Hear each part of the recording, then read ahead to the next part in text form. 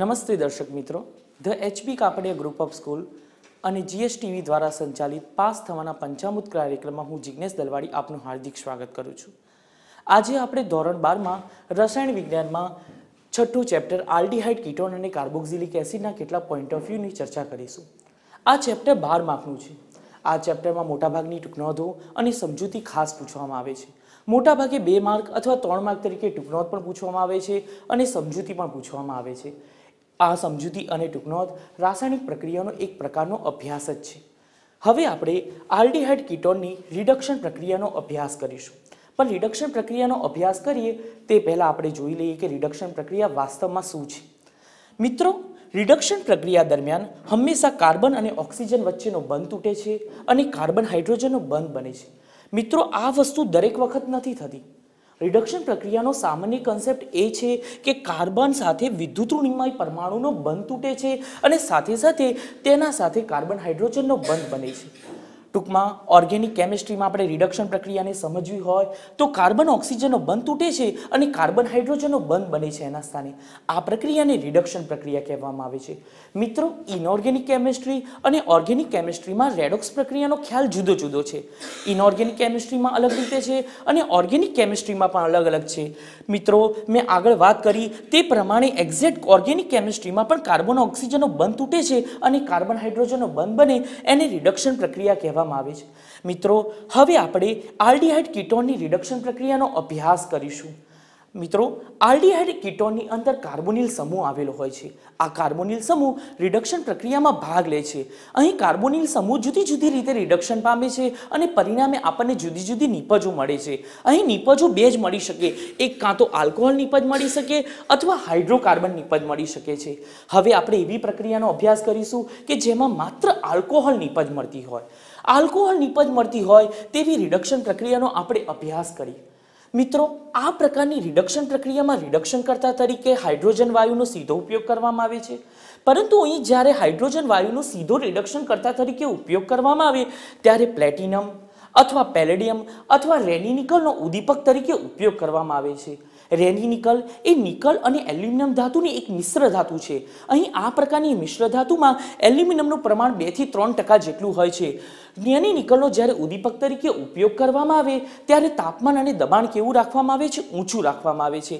Reduction કરતા તરીકે hydrogen વાયુનો સીધો ઉપયોગ કરી શકો છો અથવા તમે લિથિયમ એલ્યુમિનિયમ હાઇડ્રાઇડ અને પાણીનું પણ મિશ્રણ વાપરી શકો છો। અહીં હાઇડ્રોજન વાયુનો રિડક્શન કરતા તરીકે સીધો ઉપયોગ છે, પરંતુ લિથિયમ એલ્યુમિનિયમ હાઇડ્રાઇડ અને પાણી વચ્ચેનું જે મિશ્રણ વાપર્યું હોય એ મિશ્રણ દરમિયાન જ હાઇડ્રોજન વાયુ ઉત્પન્ન થાય છે અને હાઇડ્રોજન વાયુ રિડક્શન પ્રક્રિયામાં ભાગ લે છે। અહીં હાઇડ્રોજન વાયુનો પરોક્ષ રીતે રિડક્શન પ્રક્રિયામાં ઉપયોગ થાય છે। મિત્રો, આની સાથે અવેજીમાં તમે સોડિયમ બોરોહાઇડ્રેટ અને પાણીનું પણ મિશ્રણ વાપરી શકો છો। આ મિશ્રણ દરમિયાન પણ હાઇડ્રોજન વાયુ ઉત્પન્ન થાય છે અને પ્રક્રિયા દરમિયાન ઉત્પન્ન થતા હાઇડ્રોજન વાયુ રિડક્શન પ્રક્રિયામાં ભાગ લે છે। એટલે આ પણ હાઇડ્રોજન વાયુના પરોક્ષ ઉપયોગ છે। અહીં પણ હાઇડ્રોજન વાયુ માટે રિડક્શનનો પરોક્ષ ઉપયોગ થાય છે। મિત્રો, હવે આપણે રિડક્શનનો અભ્યાસ કરીએ કે જ્યારે આલ્કોહોલ નિપજ મળતી હોય ત્યારે રિડક્શન કેવી રીતે થાય છે, કાર્બોનિલ સમૂહ કેવી રીતે રિડક્શન આપે છે તેનો આપણે અભ્યાસ કરી। મિત્રો, આલ્ડીહાઇડ અને કીટોનમાં સામાન્ય સમૂહ કાર્બોનિલ સમૂહ હોય છે। સી ડબલ બોન્ડ ઓ સમૂહને કાર્બોનિલ સમૂહ કહેવામાં આવે છે। જ્યારે આલ્કોહોલ નિપજ મળતી હોય ત્યારે કાર્બોનિલ સમૂહમાં કાર્બન અને ઓક્સિજન વચ્ચેનો એક જ બંધ તૂટે છે। મેં આગળ કીધું તે પ્રમાણે રિડક્શન પ્રક્રિયામાં કાર્બન ઓક્સિજનનો બંધ તૂટે અને એના સ્થાને કાર્બન હાઇડ્રોજનનો બંધ બને એ પ્રક્રિયાને રિડક્શન પ્રક્રિયા કહેવામાં આવે છે।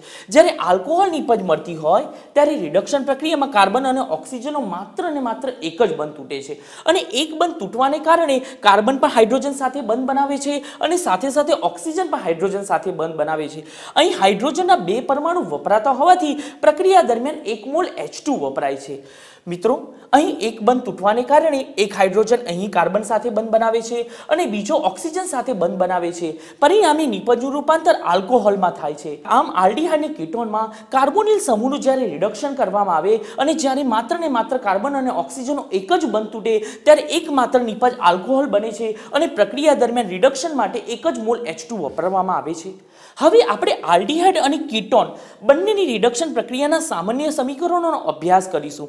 આ રિડક્શન તો ત્યારે જ શક્ય બને જ્યારે રિડક્શન કરતા તરીકે તમે હાઇડ્રોજન વાયુનો સીધો ઉપયોગ કરી શકો, અથવા લિથિયમ એલ્યુમિનિયમ હાઇડ્રેટ અને પાણીના મિશ્રણનો સીધો ઉપયોગ કરી શકો, અથવા તમે સોડિયમ બોરોહાઇડ્રેટ અને પાણીના મિશ્રણનો સીધો ઉપયોગ કરી શકો છો. અહીં તમે રિડક્શન માટે આ ત્રણમાંથી કોઈ પણ એક રિડક્શન કરતા પ્રક્રિયકો વાપરી શકો છો. હવે આપણે આલ્ડીહાઇડ અને કીટોનના રિડક્શન પ્રક્રિયાના સામાન્ય સમીકરણનો અભ્યાસ કરીએ. અહીં આપણે મેં આગળ વાત કરી કે આલ્ડીહાઇડ અને કીટોનની અંદર કાર્બોનિલ સમૂહ સામાન્ય સમૂહ છે અને રિડક્શન પ્રક્રિયા દરમિયાન આ કાર્બોનિલ સમૂહ જ ભાગ લે છે. આલ્ડીહાઇડની અંદર તમે જોઈ શકો છો કે C+O આ કાર્બોનિલ સમૂહ છે ને આ કાર્બોનિલ સમૂહ જ રિડક્શનમાં ભાગ લે છે, જ્યારે R એ આલ્કાઇલ વિસ્થાપિત સમૂહ છે જે ભાગ લેતું નથી, માત્ર ને માત્ર કાર્બોનિલ સમૂહ જ રિડક્શનમાં ભાગ લે છે. મિત્રો, તમે આગળ મેં વાત કરી તે પ્રમાણે માત્ર ને માત્ર એક જ બંધ તૂટે છે. એક બંધ તૂટવાને કારણે એક હાઇડ્રોજન કાર્બન સાથે બંધ બનાવે છે અને બીજો હાઇડ્રોજન ઓક્સિજન સાથે બંધ બનાવે છે. પરિણામે અહીં કાર્બન સાથે હાઇડ્રોજનનો બંધ બનવાથી C કાર્બનનું CH2 વાળું મિથિલિન બંધારણ પ્રાપ્ત કરે છે અને ઓક્સિજન સાથે OH જોડાવાથી તેનું રૂપાંતર પ્રાથમિક આલ્કોહોલમાં થાય છે. હવે આપણે કીટોનનું રિડક્શન જોઈએ કે જેમાં આપણને આલ્કોહોલ નિપજ મળતી હોય. ધ્યાન આપો, કીટોનના રિડક્શનમાં પણ જ્યારે તમે પ્રથમ અથવા આ કોઈ પણ તમે એક રિડક્શન કરતા પ્રક્રિયકનો તમે ઉપયોગ કરો ત્યારે માત્ર ને માત્ર એક બંધ તૂટે છે, કાર્બન ઓક્સિજનનો બંધ તૂટે છે અને એના સ્થાને હાઇડ્રોજનનો બંધ ઉમેરાય છે. અહીં કાર્બનનો હાઇડ્રોજન સાથે બંધ બને છે અને ઓક્સિજન સાથે હાઇડ્રોજનનો બંધ બને છે. પરિણામે આ સ્પીસીઝનું આલ્કોહોલમાં રૂપાંતર થાય છે. અહીં તમે જુઓ કે OH સાથે જોડાયેલો કાર્બન માત્ર એક જ કાર્બન સાથે જોડાયેલો હોવાથી એને પ્રાથમિક આલ્કોહોલ કહે છે અને અહીં તમે જોઈ શકો છો કે OH સાથે જોડાયેલો કાર્બન બે કાર્બન સાથે બે વિસ્થાપિત આલ્કાઇલ સમૂહ સાથે જોડાયેલો હોવાથી તેને દ્વિતીયક આલ્કોહોલ કહેવામાં આવે છે.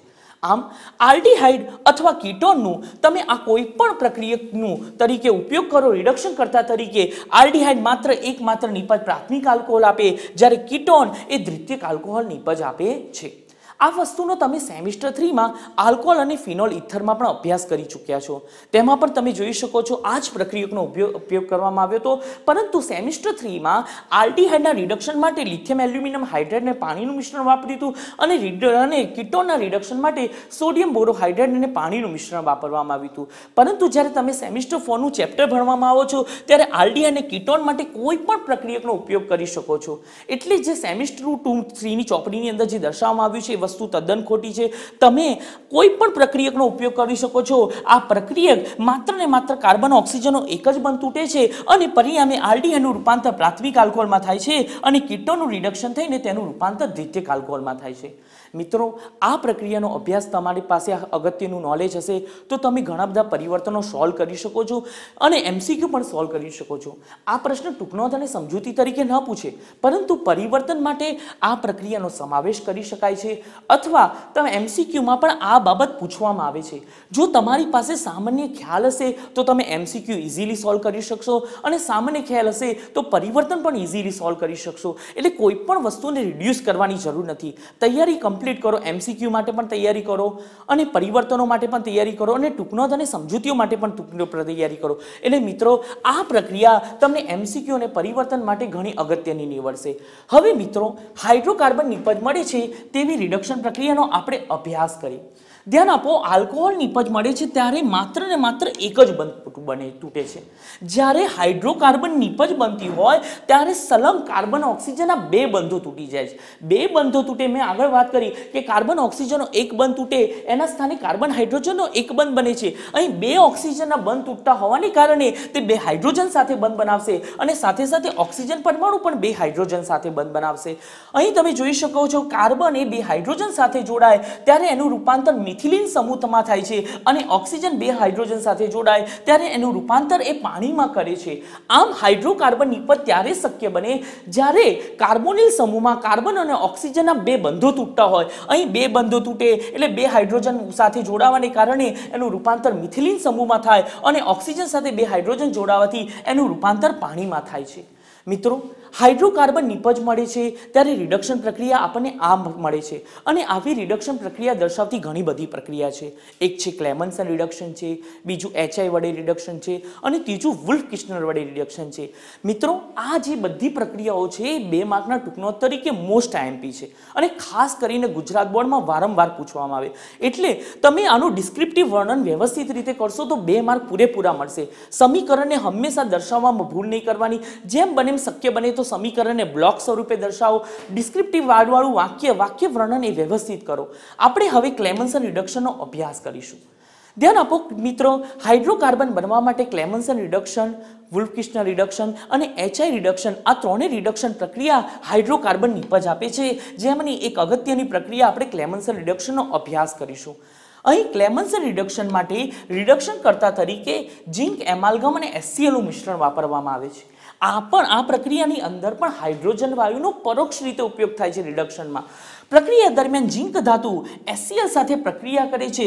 ઝિંક અને HCl વચ્ચે રેડોક્સ પ્રક્રિયા થવાથી ઝિંકનું ઓક્સિડેશન થાય છે અને હાઇડ્રોજન વાયુનું રિડક્શન થઈને H2 વાયુ ઉત્પન્ન થાય છે અને ઉત્પન્ન થતો H2 વાયુ એ રિડક્શન પ્રક્રિયામાં ભાગ લે છે. એટલે અહીં પણ હાઇડ્રોજન વાયુનો પરોક્ષ ઉપયોગ થાય છે, સીધો ઉપયોગ થતો નથી. હવે ક્લેમન્સન રિડક્શન પ્રક્રિયાનો આપણે સામાન્ય સમીકરણ જોઈએ. મિત્રો આલ્ડીહાઇડનું જ્યારે આપણે ક્લેમન્સન રિડક્શન કરીએ અને ક્લેમન્સન રિડક્શન માટે આપણે ઝિંક એમાલ્ગમ અને HCl નું મિશ્રણ વાપરીએ, મેં આગળ કીધું તે પ્રમાણે હાઇડ્રોકાર્બન નિપજ અર્થાત મિથિલિન નિપજ ત્યારે શક્ય બને જ્યારે એના 2 બંધો તૂટે. અહીં 2 બંધો તૂટે છે. 2 બંધો તૂટવાને કારણે 2 મોલ H2 વપરાય છે અને 2 મોલ H2 માંના 4 હાઇડ્રોજન પરમાણુ પૈકી 2 હાઇડ્રોજન પરમાણુ કાર્બન સાથે બનાવે છે અને 2 હાઇડ્રોજન પરમાણુ ઓક્સિજન સાથે બંધ બનાવે છે. અહીં કાર્બન સાથે 2 હાઇડ્રોજન બંધ બનાવતો હોવાથી તેનું રૂપાંતર RCH3 માં થાય છે અને ઓક્સિજન સાથે 2 હાઇડ્રોજન બંધ બનાવતું હોવાથી તેનું રૂપાંતર પાણીમાં થાય છે. અહીં આલ્કેનનું આ સ્વરૂપમાં રૂપાંતર થાય છે. અહીં આખો જે આલ્ડીહાઇડ સમૂહ છે એ આખા આલ્ડીહાઇડ સમૂહનું રિડક્શન થઈને તેનું રૂપાંતર RCH3 માં થાય છે. આ પણ એક આલ્કેન છે. ધ્યાન આપો મિત્ર, હાઇડ્રોકાર્બનના તો બહુ બધા સ્વરૂપો છે. એક આલ્કેન છે, એક આલ્કીન છે, બહુચક્રીય હાઇડ્રોકાર્બન છે, એરોમેટિક હાઇડ્રોકાર્બન. પરંતુ આ પ્રક્રિયાની વિશેષતા એ છે કે હાઇડ્રોકાર્બન તરીકે માત્ર ને માત્ર આલ્કેન આપે છે, આલ્કીન ના આપી શકે. કેમ? કારણ કે જો વિસ્થાપિત સંયોજનની અંદર વિસ્થાપિત સમૂહની અંદર જો દ્વિબંધ હોય અને ત્રિબંધ હોય તો એનું પણ રિડક્શન થઈ જાય અને પરિણામે એનું રિડક્શન થવાથી અંતિમ નિપજ તો આલ્કેન જ આપે. મિત્રો અહીં આલ્ડીહાઇડનું રિડક્શન થઈને હાઇડ્રોકાર્બન નિપજ તો મળે છે, પરંતુ અહીં એકમાત્ર નિપજ આલ્કેન મળે. હવે આપણે કીટોનનું રિડક્શન જોઈએ. કીટોનનું રિડક્શન સિમિલર રિડક્શન છે. રિડક્શન દરમિયાન કાર્બન ઓક્સિજનના 2 બંધો તૂટે છે. 2 બંધો તૂટતા હોવાને કારણે રિડક્શનમાં કાર્બન સાથે 2 હાઇડ્રોજન બંધ બનાવે અને ઓક્સિજન સાથે 2 હાઇડ્રોજન બંધ બનાવે. આમ 4 હાઇડ્રોજન પરમાણુ વપરાતા હોવાને કારણે 2 હાઇડ્રોજન અણુ રિડક્શન પ્રક્રિયામાં ભાગ લે છે. અહીં 2 બંધો તૂટવાને કારણે કાર્બન 2 H સાથે જોડાઈને તેનું રૂપાંતર CH2 માં કરે છે અને ઓક્સિજન 2 H સાથે જોડાઈને તેનું રૂપાંતર પાણીમાં કરે છે. મિત્રો અહીં આલ્કેન નિપજ મળે છે. અહીં આખો આલ્ડીહાઇડ સમૂહનું રૂપાંતર CH3 માં થાય છે, જ્યારે અહીં CO નું રિડક્શન થઈને એનું રૂપાંતર CH2 માં થાય છે.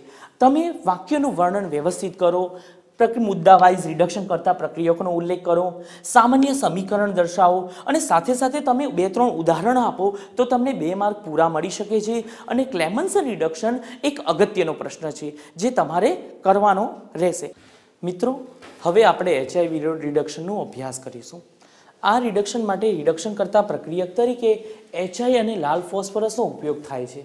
અહીં લાલ ફોસ્ફરસ ઉદ્દીપક તરીકે વપરાય છે અને HI નું રિડક્શન કરતા પ્રક્રિયક તરીકે વાપરવામાં આવે છે. HI એ પ્રબળ એસિડ છે અને પ્રબળ એસિડ હોવાને કારણે તેનો ઉપયોગ પ્રબળ રિડક્શન કરતા તરીકે થાય છે. આ એટલું પ્રબળ રિડક્શન કરતા છે કે પરિણામે કાર્બન અને ઓક્સિજનના 2 બંધો તૂટી જાય છે. હવે આપણે લાલ ફોસ્ફરસ અને HI વડે રિડક્શન પ્રક્રિયાનો અભ્યાસ કરીશું. એના માટે આપણે સામાન્ય સમીકરણની ચર્ચા કરીએ. હું આલ્ડીહાઇડનું HI અને લાલ ફોસ્ફરસ ઉદ્દીપકની હાજરીમાં રિડક્શન કરીશ. પ્રક્રિયા દરમિયાન ઓક્સિજન સાથેના 2 બંધો તૂટે છે અને કાર્બન 2 હાઇડ્રોજન સાથે બંધ બનાવીને તેનું રૂપાંતર RCH3 માં કરે છે અને ઓક્સિજન 2 હાઇડ્રોજન સાથે જોડાઈને તેનું રૂપાંતર પાણીમાં કરે છે. અહીં હાઇડ્રોજન HI એ રિડક્શન કરતા તરીકે વપરાય છે. આલ્ડીહાઇડનું રિડક્શન થાય છે જ્યારે HI HI નું ઓક્સિડેશન થાય છે, અહીં I- નું ઓક્સિડેશન થઈને તેનું રૂપાંતર I2 માં થાય છે.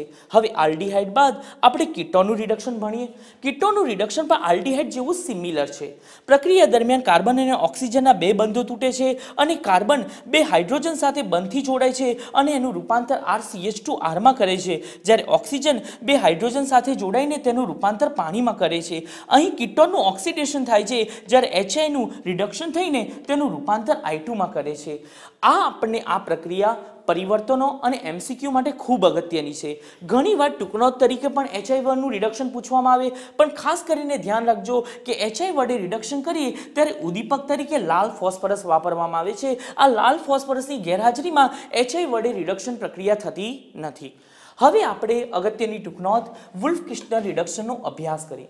આ વુલ્ફ-કિસ્ટનર રિડક્શન એ 2 માર્ક તરીકે મોસ્ટ IMP ટૂંકનોટ છે. આનું આપણે ડિસ્ક્રિપ્ટિવ વર્ણન સારી રીતે કરીએ, સાથે સાથે રિડક્શન કરતા પ્રક્રિયા એક અલગ મુદ્દા સ્વરૂપે દર્શાવીએ અને સાથે સાથે સામાન્ય સમીકરણ પણ અલગ મુદ્દા સ્વરૂપે દર્શાવીએ અને વર્ણન વ્યવસ્થિત કરીએ તો તમને મિત્રો 2 માર્ક પૂરા મળે. હવે વુલ્ફ-કિસ્ટનર રિડક્શનનો અભ્યાસ કરીએ. વુલ્ફ-કિસ્ટનર રિડક્શનમાં રિડક્શન કરતા તરીકે હાઇડ્રોજન હાઇડ્રેટનો પણ ઉપયોગ થાય છે, જે પ્રથમ તબક્કામાં વપરાય છે, અને બીજા તબક્કામાં KOH અને ઊંચું ઉત્કલન બિંદુ ધરાવતો ઇથિલિન ગ્લાયકોલ વપરાય છે. અહીં ઇથિલિન ગ્લાયકોલ પ્રક્રિયક નથી, પરંતુ એનો ઉપયોગ દ્રાવક તરીકે થાય છે, જ્યારે પ્રક્રિયક તરીકે હાઇડ્રોજન હાઇડ્રેટ છે અને સાથે સાથે KOH છે. અહીં હાઇડ્રોજન હાઇડ્રેટ રિડક્શન કરતા તરીકે ઉપયોગ થાય છે. હવે વુલ્ફ-કિસ્ટનર રિડક્શન સામાન્ય રીતે 2 તબક્કામાં થાય છે. પ્રથમ તબક્કામાં હાઇડ્રોજન હાઇડ્રેટ સાથે પ્રક્રિયા થવાથી હાઇડ્રોજન વ્યુત્પન્ન બને છે, અને જેને દ્વિતીય તબક્કામાં KOH પ્રક્રિયક સાથે ઇથિલિન ગ્લાયકોલ દ્રાવકમાં પ્રક્રિયા કરવામાં આવે તો સંપૂર્ણ રિડક્શન પ્રક્રિયા થાય છે. હવે આપણે વુલ્ફ-કિસ્ટનર રિડક્શન પ્રક્રિયાના સામાન્ય સમીકરણો જોઈએ. પ્રથમ આપણે આલ્ડીહાઇડ જોઈએ. આલ્ડીહાઇડની પ્રથમ તબક્કામાં હાઇડ્રોજન સાથે અને બીજા તબક્કામાં KOH અને ઇથિલિન ગ્લાયકોલ સાથે 453 થી 473 કેલ્વિન જેટલા ઊંચા તાપમાને પ્રક્રિયા કરીએ. અહીં જો મિત્રો કે અહીં તાપમાન ખૂબ ઊંચું લેવામાં આવ્યું છે.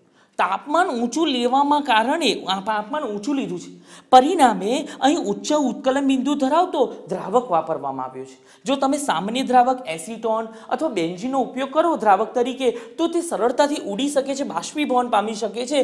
પરિણામે ઊંચું ઉત્કલન બિંદુ ધરાવતું દ્રાવક ઇથિલિન ગ્લાયકોલ વાપરવામાં આવે છે. આ 2 તબક્કામાં સંપૂર્ણ પ્રક્રિયા થાય છે અને રિડક્શન દરમિયાન કાર્બન અને ઓક્સિજનના 2 બંધો તૂટે છે અને કાર્બન 2 હાઇડ્રોજન સાથે જોડાઈને તેનું રૂપાંતર RCH3 માં કરે છે અને ઓક્સિજન 2 હાઇડ્રોજન સાથે જોડાઈને તેનું રૂપાંતર પાણીમાં કરે છે. અહીં હાઇડ્રેઝિન છે રિડક્શન કરતા તરીકે ઉપયોગ થાય છે. અહીં આલ્ડીહાઇડનું રિડક્શન થાય છે, જ્યારે હાઇડ્રેઝિનનું ઓક્સિડેશન N2 વાયુની અંદર થાય છે, જેમાં નાઇટ્રોજન પરમાણુ રિડક્શનમાં મુખ્ય ભાગ પામે છે અને નાઇટ્રોજન પરમાણુનું ઓક્સિડેશન થઈને એનું રૂપાંતર N2 વાયુમાં થાય છે. સિમિલર આ જ પ્રકારે કીટોનનું રિડક્શન થાય છે. કીટોનના રિડક્શન દરમિયાન તમે જોઈ શકો છો કે કાર્બોનિલ સમૂહ રિડક્શન પામે છે. આગળ પ્રમાણે કાર્બન અને ઓક્સિજનના 2 બંધો તૂટે છે, જેમાં કાર્બન 2 હાઇડ્રોજન સાથે જોડાય છે અને એનું રૂપાંતર CH2 માં કરે છે, અને ઓક્સિજન 2 હાઇડ્રોજન સાથે જોડાવાથી તેનું રૂપાંતર પાણીમાં કરે છે. જ્યારે હાઇડ્રોજન હાઇડ્રેટનું જે હાઇડ્રોજન છે એનું ઓક્સિડેશન થવાથી એનું રૂપાંતર N2 માં થાય છે. આમ તમે સંપૂર્ણ વર્ણન, રિડક્શન કરતા પ્રક્રિયકની સંપૂર્ણ યાદી અને સામાન્ય સમીકરણ વ્યવસ્થિત દર્શાવશો, બ્લોક પણ દર્શાવવાનો આગ્રહ રાખો તો તમને પૂરેપૂરા માર્ક મળશે. અહીં સમીકરણને બ્લોક બનાવવાથી એક ફાયદો એ છે કે તમે એ સમીકરણને હાઇલાઇટ કરો છો. ધ્યાન આપો, આવું કોઈ સમીકરણ તમે હાઇલાઇટ કરો સારી રીતે તો જે પરીક્ષામાં જે પેપર ચેક કરનારા હોય એ માણસને ડિસ્ક્રિપ્ટિવ વર્ણન કરતાં સમીકરણ ઉપર વધારે ધ્યાન જાય અને સમીકરણને આધારે તે તમને સંપૂર્ણ માર્ક આપી શકે છે. એટલે જેમ બને તેમ સમીકરણને તમે બ્લોક બનાવવાનો આગ્રહ રાખો, મોલ સંખ્યા પણ બરાબર બતાવો, સમીકરણ આખું સંતુલિત હોવું જોઈએ, પ્રક્રિયકોની યાદી પણ કમ્પ્લીટ બનાવો. આમ તમે આ પ્રક્રિયાઓ વ્યવસ્થિત તમે મુદ્દા વાઇઝ તબક્કાવાર સામાન્ય સમીકરણ વ્યવસ્થિત દર્શાવશો, તમને આ પ્રક્રિયાઓમાં પૂરેપૂરા 2 માર્ક અથવા 3 માર્ક તમે પ્રાપ્ત કરી શકો છો. હવે આપણે રિડક્શનનો આગળ અભ્યાસ કર્યો તે પ્રમાણે એકવાનું ફરીવાર આપણે પુનરાવર્તન કરી લઈએ. રિડક્શન દ્વારા અનુક્રમે કાર્બન અને ઓક્સિજનનો 1 બંધ તૂટે તો આલ્કોહોલ નિપજ મળે અને 2 બંધ તૂટે તો હાઇડ્રોકાર્બન નિપજ મળે.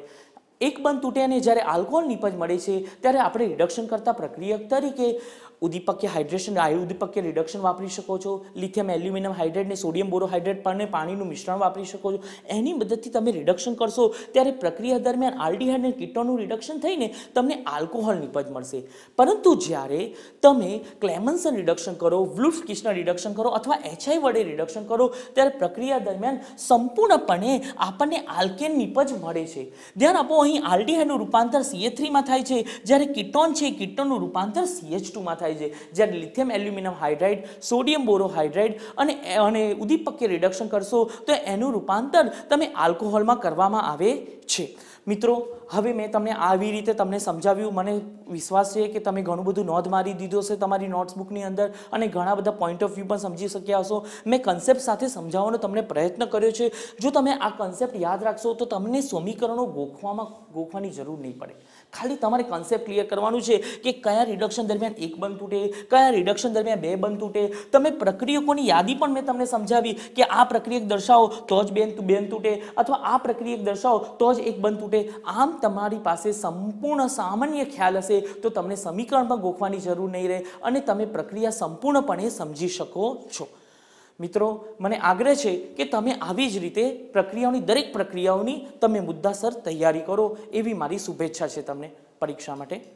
મિત્રો, હવે આપણે નેક્સ્ટ એપિસોડમાં આલ્ફા હાઇડ્રોજનને કારણે થતી સંગનન પ્રક્રિયાનો અભ્યાસ કરીશું, જેમાં આલ્ડોલ સંગનન, ક્લોરોસ આલ્ડોલ સંગનન અને કેનિઝારો પ્રક્રિયાનો આપણે અભ્યાસ કરીશું, જે 3 માર્ક તરીકે તમારી એક્ઝામમાં ખૂબ અગત્યનું નીવડશે.